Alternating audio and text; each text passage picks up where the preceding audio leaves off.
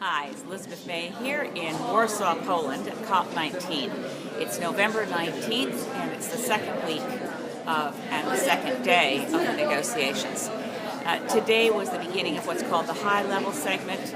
I have to say a highlight for me was meeting Ban Ki-moon, Secretary General of the United Nations, and he spoke. I heard him speak twice today.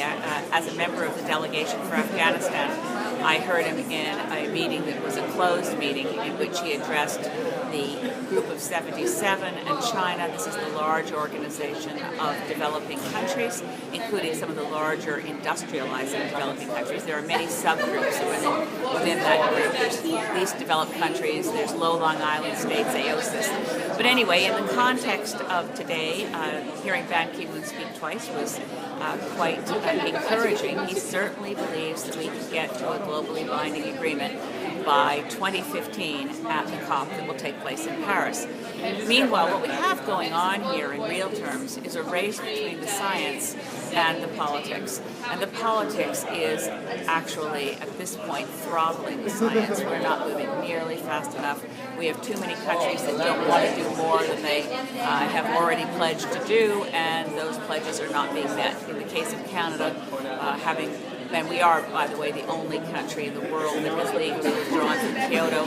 The rest of the world, other than the U.S. that never ratified in the first place, remains committed to a second round in ratification, but far too few countries are actually committed to emission reductions. So we have a scenario here where the developing world is saying clearly we've got to have action, particularly the passionate voice from the Philippines. The typhoon Haiyan has made the case that the loss of so many lives, and of course then Bangladesh said yes, but this is only the most recent disaster. We've lost so many lives from the flooding that occurred. So you go through a sense of urgency when you hear from developing countries, and then you hear from Canada or the U.S. or Australia that's now joined Canada as being extremely against action. And it's clear that they don't see any urgency. We can just keep negotiating, and have an agreement in 2015 that doesn't take effect until 2020. So the pressure from developing countries, from the scientists, and from the European Union, so that's the only strong group of industrialized countries that wants to see real action between 2015 and 2020, before 2015. So coming up with ways that we can hold people to the commitments they've already made, such as Canada's commitment under the Copenhagen Accord, weak as it is, it doesn't appear that on current plans we won't go anywhere near it. We could reach it, we could still reach our Kyoto target if we were committed to serious action. So here's where we are right now. We have only a few days left in negotiations. There's a sense of dwindling optimism that we'll even get to the draft text being finalized that was presented for the action plan that will take place to implement the Durban platform. Again, timelines and deadlines are looming.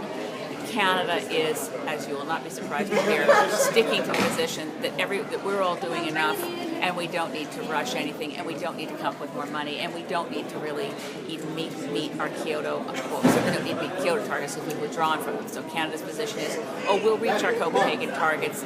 We're still going to keep trying, but there's actually nothing on paper and nothing in regulations and nothing in our climate policies, particularly our fiscal policies, that's going to mean that we actually reach our targets. So that's it for today, and I'll touch base with you.